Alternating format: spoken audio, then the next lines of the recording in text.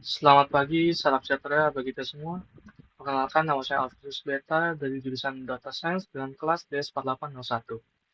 Sebelumnya, terima kasih kepada Pak Denny yang sudah menyempatkan waktunya untuk menonton video ini. Pada kesempatan kali ini, saya akan membahas tugas sub CLO3 yang sudah saya kerjakan. Baiklah, tanpa berlama lagi, kita bahas.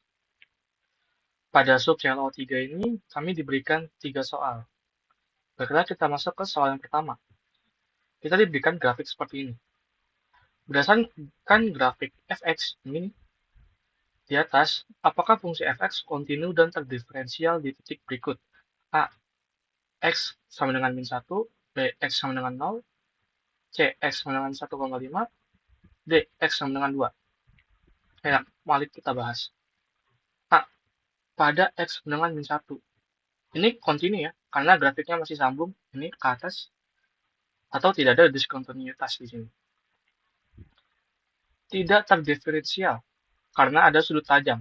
Nah, sudut tajam ini maksudnya adalah pada saat ini nih, di sini ada yang namanya terjadinya perubahan arah yang tiba-tiba atau simpelnya ada tikungan di sini. Sep, langsung.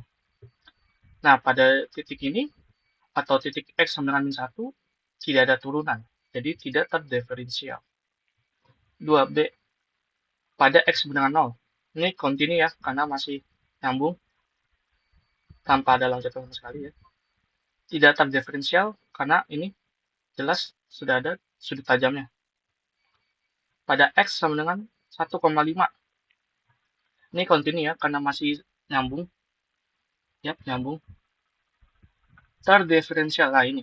Karena nggak ada sudut tajamnya. Ini mulus banget nih. Nggak langsung tiba-tiba perubahan arahnya.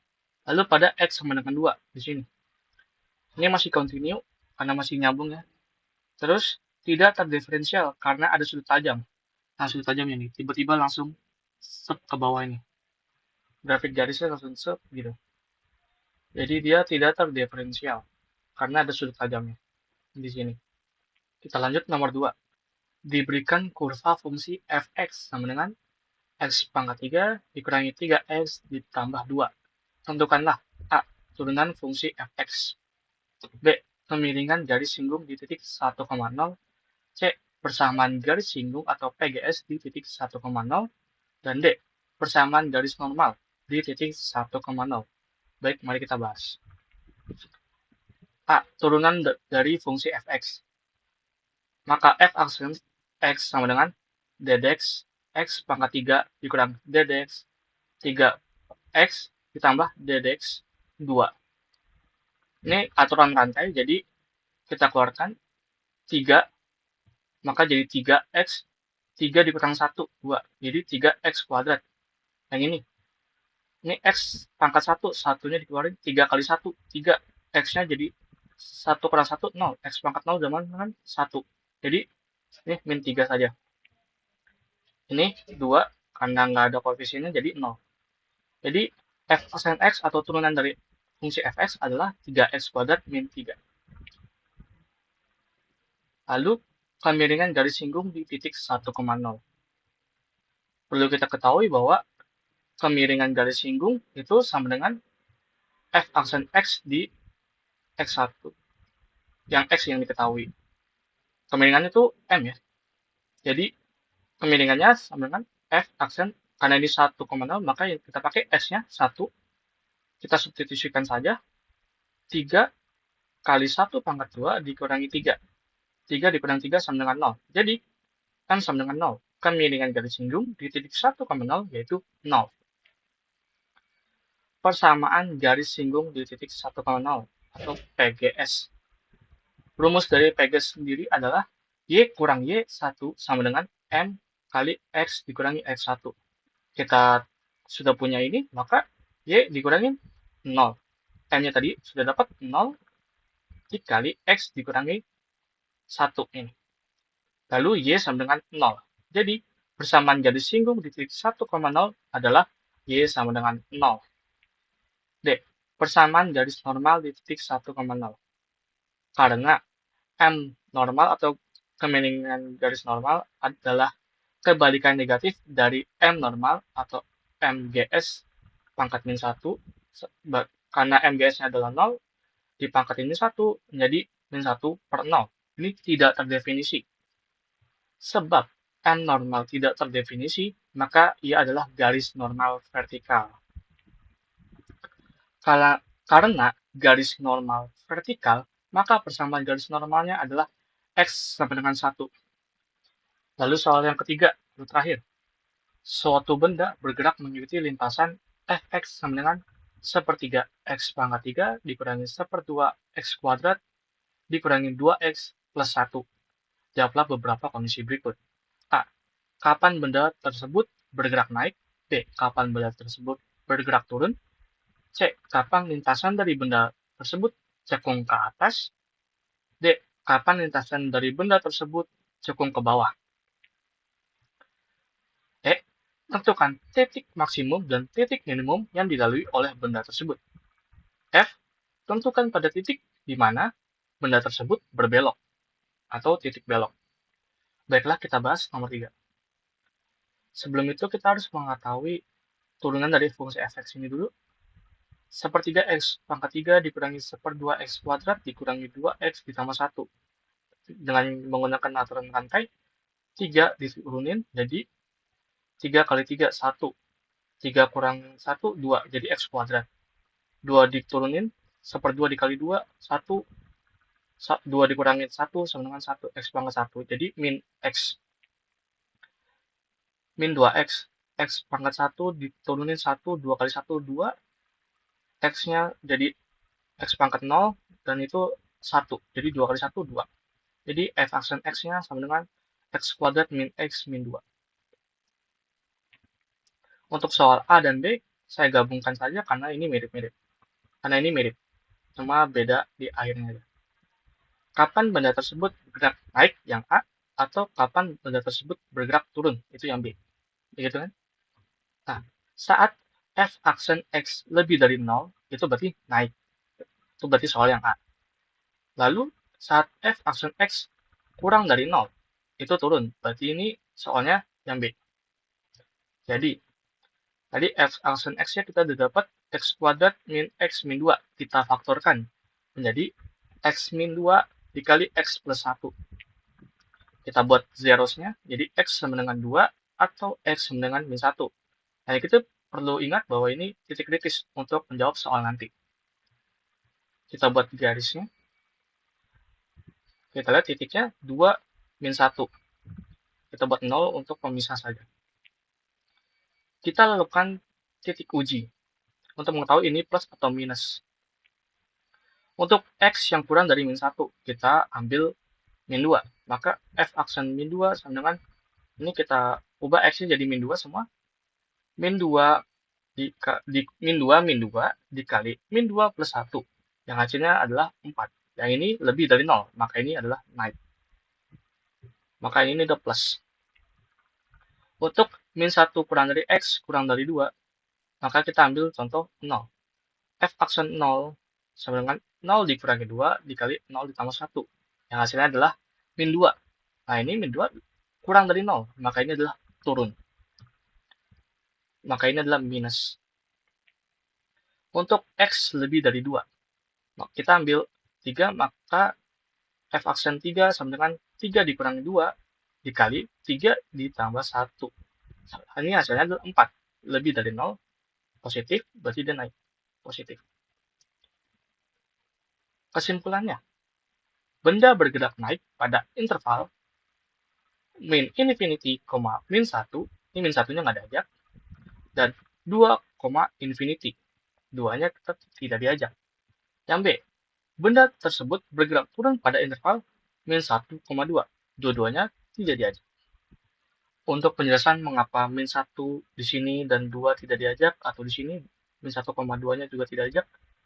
Kenapa? Karena ini pada saat dia naik, pas min 1 ini, langsung turun, perubahan arah yang mendadak tiba-tiba. Ini kalau kita ambil dari istilah nomor 1, namanya adalah tikungan atau sudut tajamnya. Maka di sini min 1-nya tidak diajak. Dari yang positif tiba-tiba langsung negatif. Dari yang naik jadi langsung turun. Nah, ini berarti di sini tidak terjadi apa-apa. sama seperti yang 2, itu dari turun tiba-tiba naik.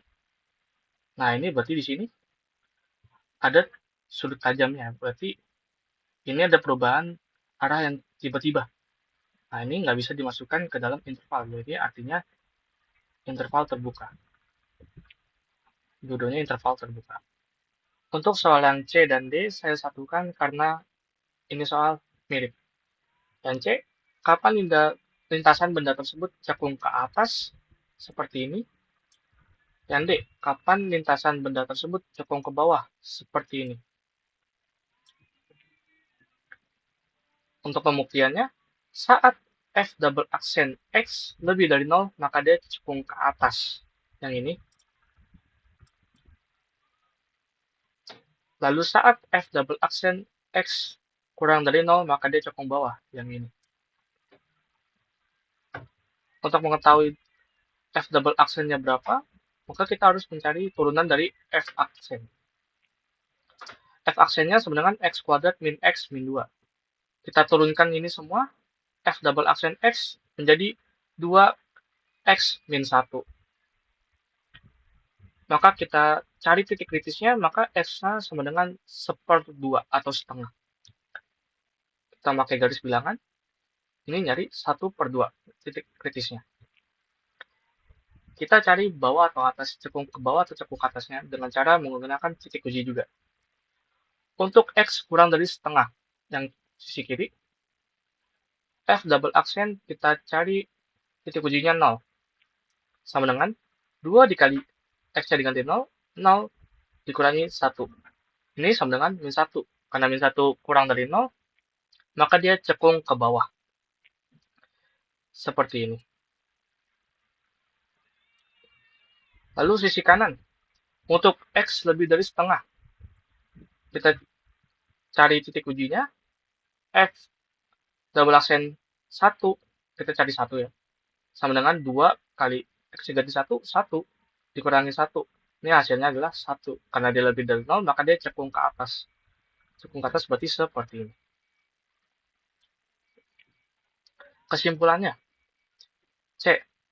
Lintasan cekung ke atas pada interval 1/2, infinity. Ini 1/2-nya tidak ikut ya, berarti ini interval terbuka. Lalu yang D, lintasan cekung ke bawah pada interval min infinity, 1/2. Ini 1/2-nya nggak ikutan, berarti ini interval terbuka. Kenapa 1/2-nya nggak ikut? Karena 1/2-nya adalah ya, titik belok. Nanti yang akan kita bahas pada soal F.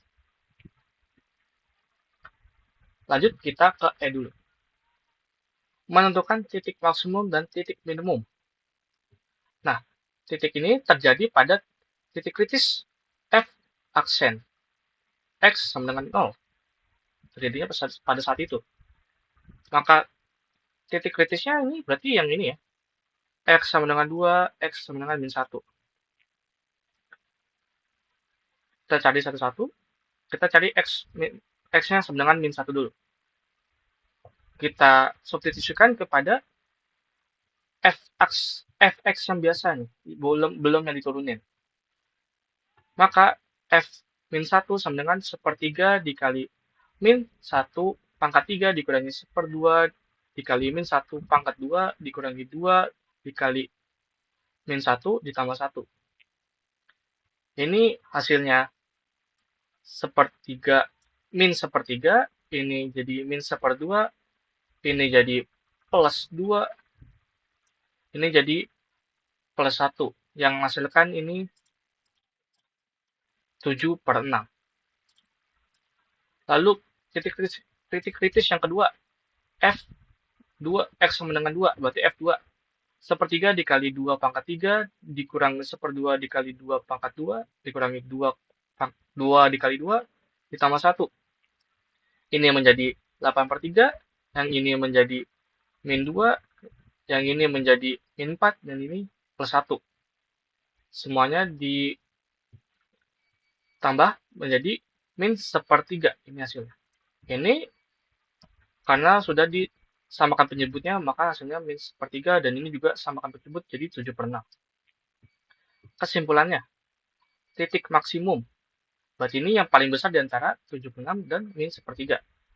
Karena maksimum yang lebih tinggi adalah 7/6, maka titik maksimumnya di min 1,7/6. Lalu titik minimum, cari yang paling kecil. Nah ini, min sepertiga. Titik minimum di 2, X sama dengan 2, berarti 2, min sepertiga. Ya. Nah, ini. F. Menentukan titik benda berbelok. Yang sudah saya singgung sebelumnya, benda berbelok pada titik F double aksen X sama dengan 0. Yaitu pada saat X sama dengan 1/2. Nah, ini titik beloknya di sini. Pembuktiannya bahwa X sama dengan 1/2 pada F double aksen X adalah 0. Pembuktiannya ya seperti ini. F double aksen 1/2 sama dengan 2 dikali 1/2 dikurangin 1. Nah, ini coret jadi 1 dikurang 1, 0. Nah, pas nih. Jadi, benda berbelok pada titik X sama dengan 1/2. Atau kita bisa sebut ini adalah titik benda berbelok. Nah, kita sudah dapat X-nya, maka kita cari Y-nya untuk mencari titik benda berbelok. X-nya sudah dapat setengah, maka S setengah kita substitusikan ke soal yang awal, yang F awal.